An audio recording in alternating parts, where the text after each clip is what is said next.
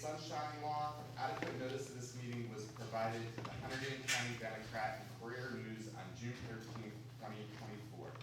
The notice is also posted in the board office, and a copy has been filed with the Township Clerk of East Amwell.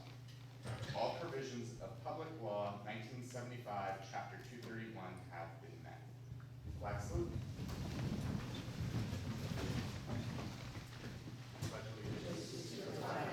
The United States of America, and to the republic for which it stands, one nation, under God, indivisible, with liberty and justice for all.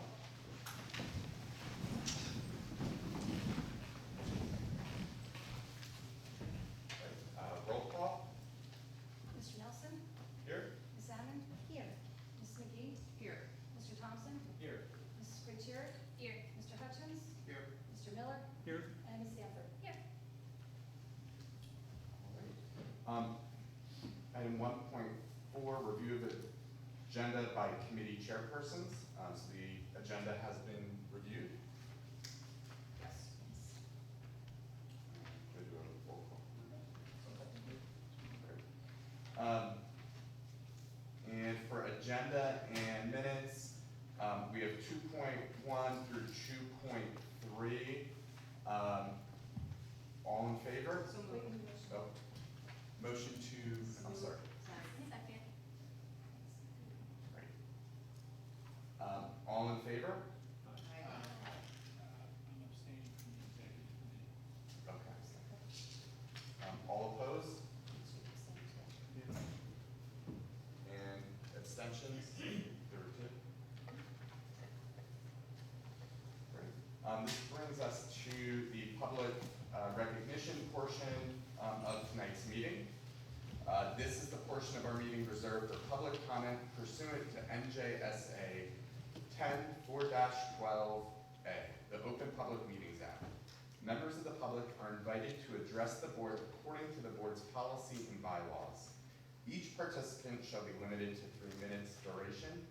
Please be aware that this portion is your opportunity to comment and is not a forum for the board to respond to your comments. However, the board will certainly give all comments appropriate consideration. The board reminds participants of the requirement of bylaw 0167, public participation in board meetings, and that it discourages comment about students and staff due to the privacy rights held by those individuals.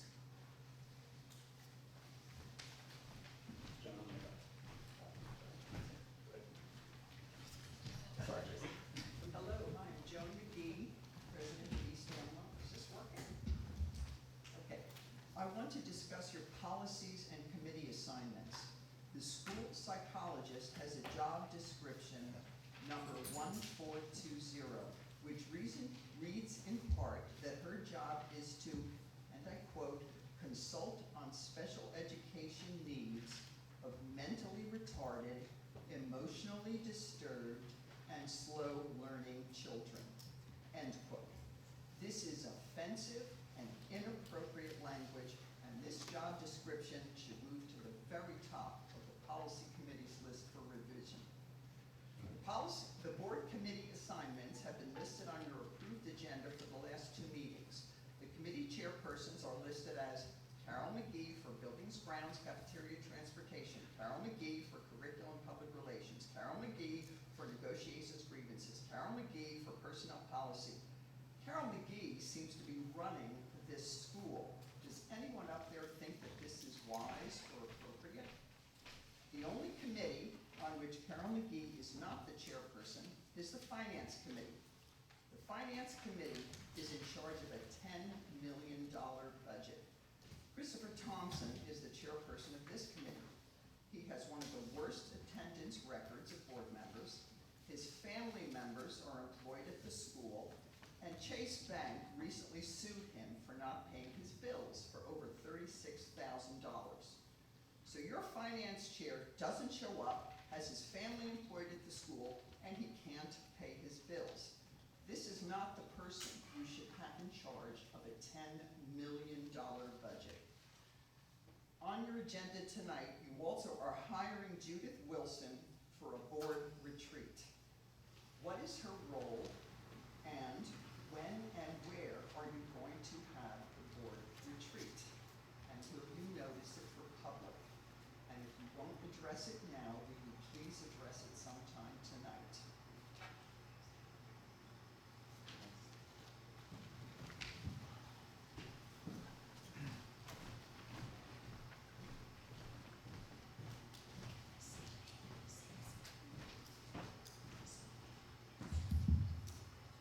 Jason Bloom, Ridge Road. I've been coming to these board meetings on almost a regular basis for about a year. As you know, I've also been recording these meetings and posting them on the community Facebook pages since February because I believe in transparency and that the public should see what's going on. I wasn't the only one that felt this way.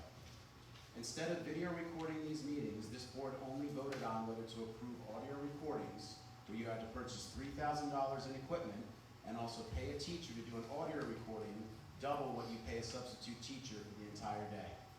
As has been stated, the municipal building was offered for free, and there are never any comments on or answers as to why that location couldn't be used. In addition, 3 of you voted to not even audio record the meetings: Jessica Patrick, Chris Thompson, and Carol McGee. Chris Thompson and Carol McGee also happen to be running for another 3-year term on this board. It's obvious from their no votes that they do not believe in full transparency. If these meetings were recorded, it would become apparent to the community that many of you on this board do not understand or know how East Amwell or public schools in general function. For example, at the March meeting when the public was questioning test scores and the curriculum, Chris Thompson stated, and I quote, "Guess who decides the curriculum? It's not us, it's the state. The state directs that. We might have a little wiggle room in there, but really, you need to be talking to the state, your state officials." End quote. Chris's statements are completely wrong. Chris has served on this board for almost 6 years. Carol Amon has served on this board for over 2 decades, and Carol McGee has served for over 10 years. No member of this board, including our administration, corrected his statement. You know who did correct it? His wife, a teacher who was in the audience and texted him immediately after the comment. He corrects himself 10 minutes later, in between when members of the public were speaking. He said he was wrong, and that the state actually sets the standards that kind of drives the curriculum. I understand all of us make honest mistakes. This was not an honest mistake. This was Chris's failure to understand how a public school operates. I'd assume from the silence from the rest of the board that they do not understand as well or just choose to not be involved during the meeting. If these meetings are recorded, it would also become apparent to the community how the attendance of some board members is lacking. At the April meeting where the budget was discussed, only 1 member out of 4 on the Budget and Finance Committee were present. The committee chair, Chris Thompson, was absent for that meeting. After reading the September VIP letter written by Chris, it's obvious you are very involved in many other activities, including coaching the Immaculata boys baseball team. Immaculata is a private high school that your children attend, and you are paid to coach their team. You chose to do that over coming to 4 of the school board meetings. This board is not a priority for you. It simply can't be. As your letter clearly explained, you have a lot of other things going on in your life. Based on your current attendance record, I'm not sure how this board will suddenly become a priority over the next 3 years. On a side note, I want to point out that my concerns with you and this board have nothing to do with your wife and the other teachers at East Amwell. My younger daughter had her for a teacher in 4th grade and now for a 2nd time in 6th. She loves being in her class and speaks very highly of her. Instead, your presence on this board, which you don't even fully commit to, and the rest of this board's failure to follow their own policies have put her in the spotlight and what I would think is a very awkward situation. Thank you.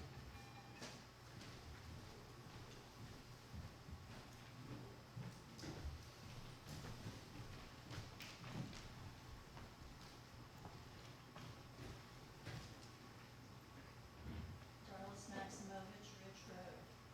I too have a concern about one person chairing 4 committees out of the 5. I think that was well stated. Over the past several months, I have attended or viewed the Board of Education meetings. During these meetings, there were questions asked or concerns expressed by members of the public, your constituents. I have not heard the board respond to the questions or address the concerns, either when asked or expressed then or in subsequent meetings. I ask you why. If the public is to have trust in the business of the board, these questions and concerns need to be addressed. Outside of the meeting, it has been alluded to the fact that some of the information shared by the public is not correct. If this is indeed the case, it would settle the public's concerns if the board publicly, either at that meeting or the next, get the correct information on the record. The board's policy concerning meeting minutes states, and I quote, "The board shall keep reasonably comprehensive minutes of all its meetings, showing the time and place, the members present, the subject to consider, actions taken, the vote of each member, information sufficient to explain the actions taken, and any information required to be shown in the minutes by law. End of quote. Since you don't discuss any of the items you vote on, therefore, the minutes cannot comply with the policy regarding your information sufficient to explain action taken by the board. I request that you comply with your own policies. Thank you.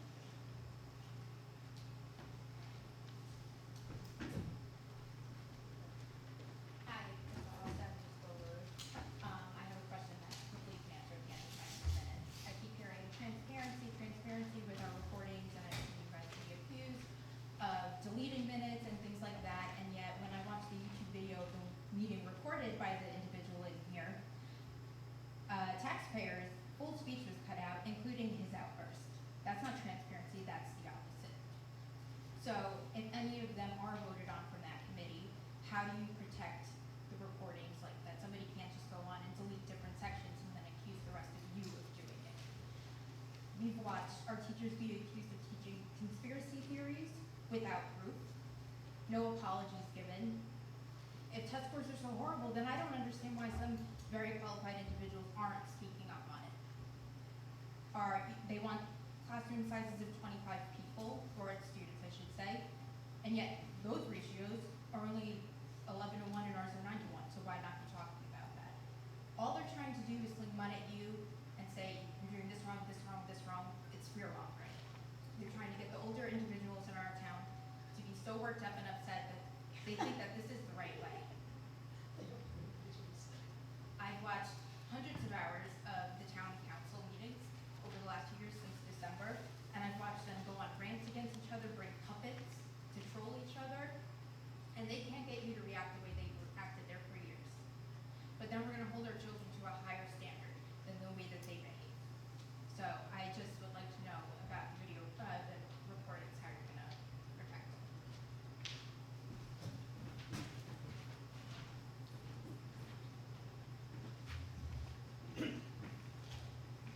Good evening. My name is Dave Osborne. I live at 38 Wilsey Road, and I've been a resident of East Amwell for 17 years. All three of my children went to school here and are now in high school and college. And not once did I have a reason to do my least favorite thing, public speaking, until now. The reason for this is that my closest friend, Chris Thompson, whom I met soon after I moved here, had his character attacked and his morality questioned by someone who could not possibly know him. If she did, the words she uttered would never have left her mouth, let alone been spoken at a board of ed. If she knew my friend, Chris Thompson, she would know how well respected, appreciated, and loved he is in our community. I won't take up too much of your time by listing every volunteer position he has held in our community, but I will say that most of what he does is a volunteer who chooses to help families and children in our town, whether it be volunteering to coach sports team or run a Christian football program on Saturday mornings. In doing so, he taught kids the importance of character, sportsmanship, and community service. He's the chaplain for the Somerset Patriots, and was the chaplain previous for the Trenton Thunder minor league baseball team, which is a side note, the great Aaron Judge attended his meetings. He's also currently the associate and youth pastor at his church. In all the years I've known him, I cannot recall a time I have ever questioned his morals, ethics, or integrity. I think there may be one time that I've had to wait on him to fulfill an obligation, and that's when he lost a bet to me. You still owe me one money, Chris, and I expect to collect it. But in all seriousness, while I understand that people should feel free to speak their minds and share opinions at these meetings, I think it's a shame that innocent, well-meaning people who have served this community for years are opened up to slander by their fellow community members. I wish people wouldn't take advantage of their right to free speech by spreading hurtful lies about the honest, hardworking volunteers. I am grateful for the time and energy all past and current board members like Chris Thompson have devoted to the kids of East Amwell. My 3 children have reaped the benefits of your service and are better for it. Thank you.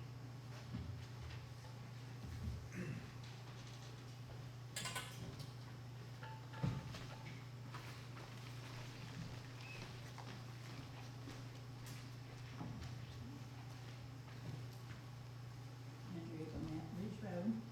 Just a quick question. At the August meeting, open to the public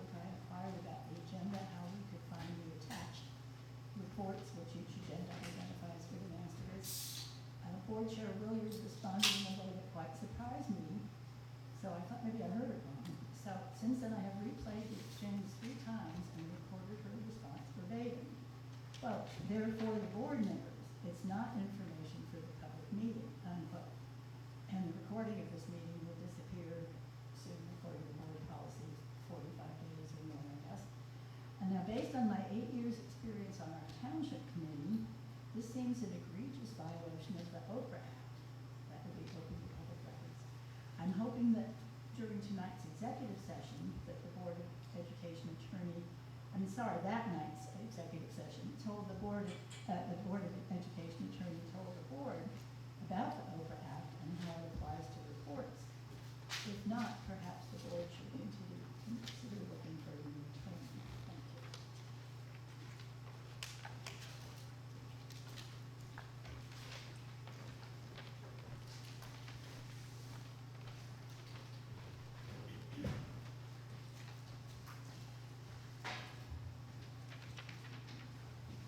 Rick Wolf, right Houston Road, here in East Amwell. At last month's Board of Education meeting, in response to a resident asserting that Chris Thompson committed ethical violations, Chris stated, and I quote, "I have a pretty good reputation around here of acting with integrity and strong ethical value." That's a very strong statement, but I'd like to drill down on that for a minute. In 2020, Chris defaulted on a $36,000 debt to JP Morgan, apparently a home equity line of credit. JP Morgan sued him.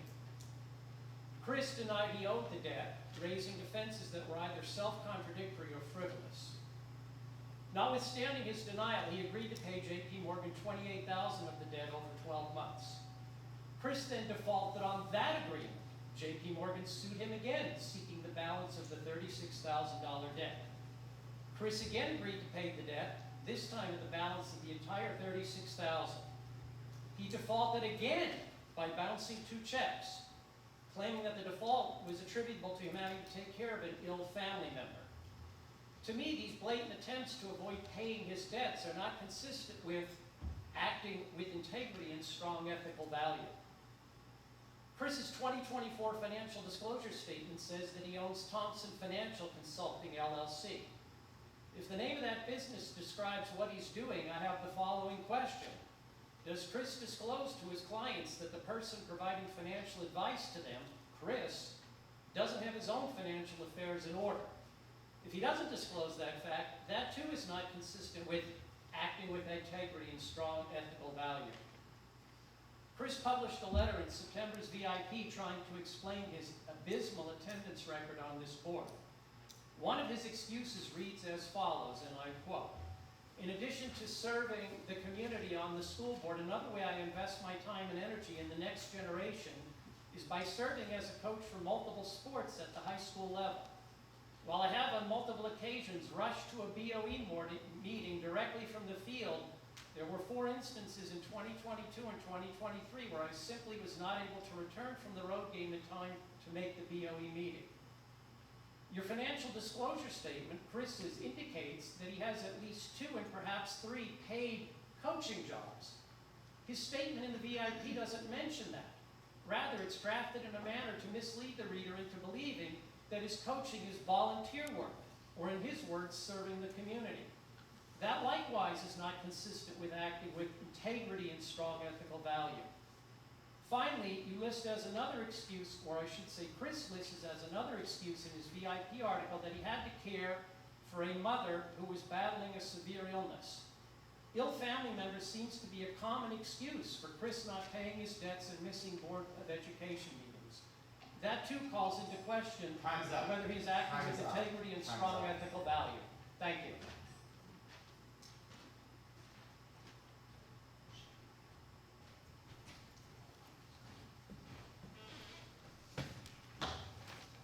Sorry.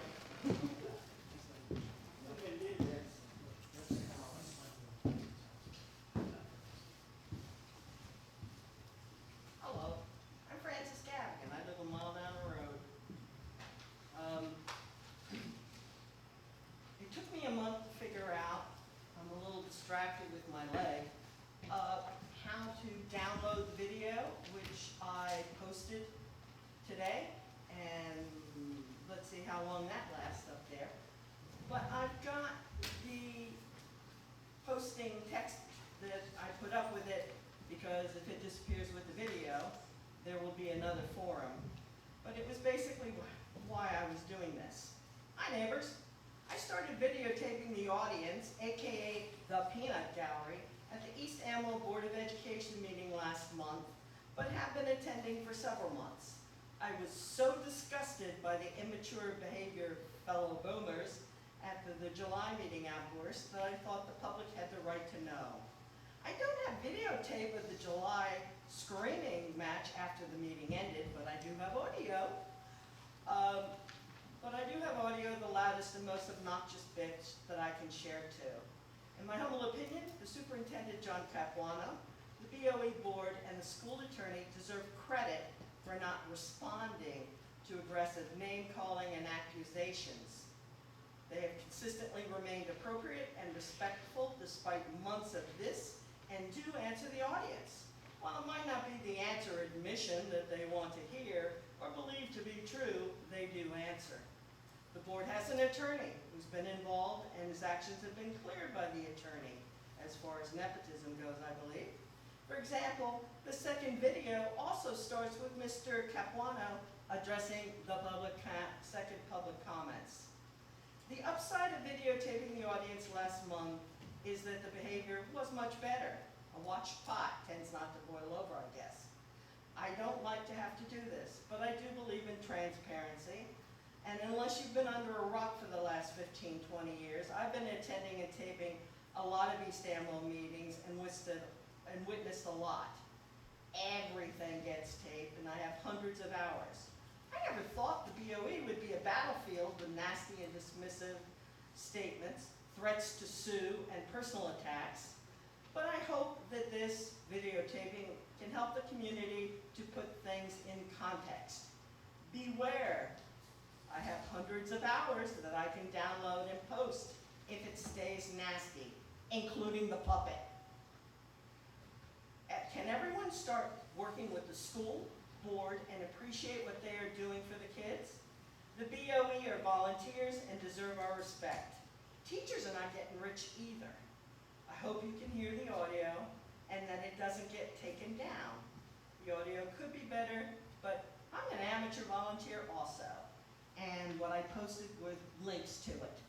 Now, I have a somewhat moribund page that I haven't used since 2018, the East Amwell Independent, so I will probably post things there. That's it.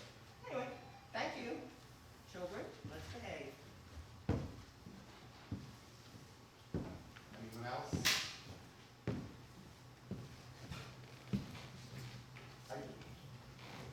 I just want to say something, and you're all probably aware of this. This is not a paid position. We are all volunteers up here. I don't think anybody in this room is a perfect person. I don't really believe there's any perfect person in this world. But I do believe everybody up here on the board, and I'm sure the people running for board positions too, they care about the school, and most importantly, the kids. To come up here and publicly attack somebody personally over and over again, and I get there may be some context for some of it, but some of it is just uncalled for. If someone here has ever run a volunteer program before, or something where you rely on volunteers and you wonder why people are hesitant to volunteer for things, you might want to consider that.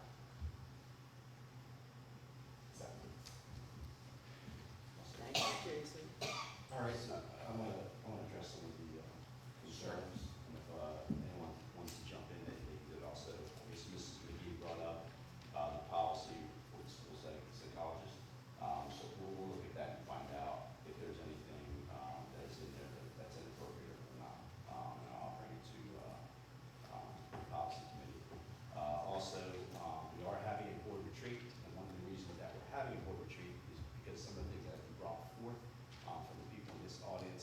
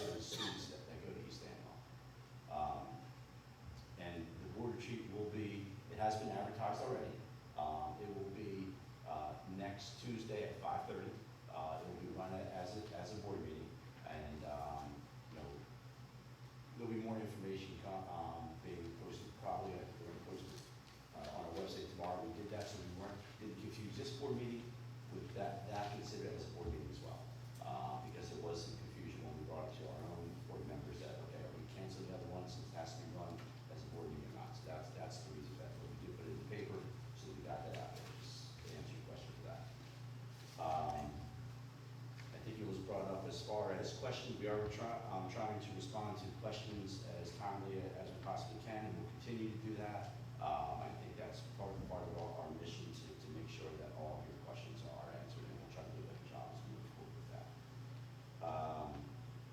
I guess I didn't understand, Ms. All said that the question is how are we going to protect the public or the recording? Can you elaborate? So if somebody, not one person from the group that's running got up and said they're not okay with cutting out their own bad behavior. Yeah. So if the minutes are recorded, who has access to it, that they can just go in and delete parts of it? And Yeah, the board doesn't have access to it. Okay. So what will happen is, Mr. Shore will take the information tonight, make sure that it's correct, and then we post it on the website. We try to do it in 24 hours, so by tomorrow, or 48, we post it. Okay. Let's see. I guess we'll look into attaching reports, and if the board feels that that's a direction they would like to go, with attaching reports, some districts do that, others not. So we'll see, where they want to go with that.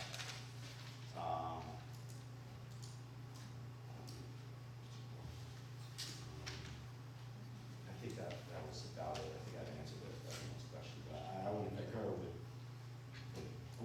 with what Jason said.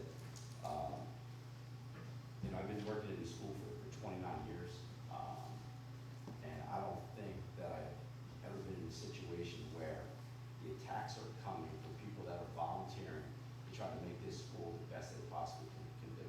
So I don't know what it's going to take to bring both parties together and try to come up with commonalities to make us a better school. And I think that's the direction that we need to head in, instead of attacking one another and going back and forth. I think the board, maybe some things were said that I wasn't aware of and so forth, but I think the intention is to do the best job we possibly can for the kids in school. And I've been here, like I said, already 29 years, and I think that's always been the intention of everyone here. And I think it speaks volume for the students that come back here, parents that come back here, they want to hear, and that's the direction we've always, that's what we've always done here, and that's what we continue to do here. I also wanted to bring up a few people mentioned about Carol being on several of the committees.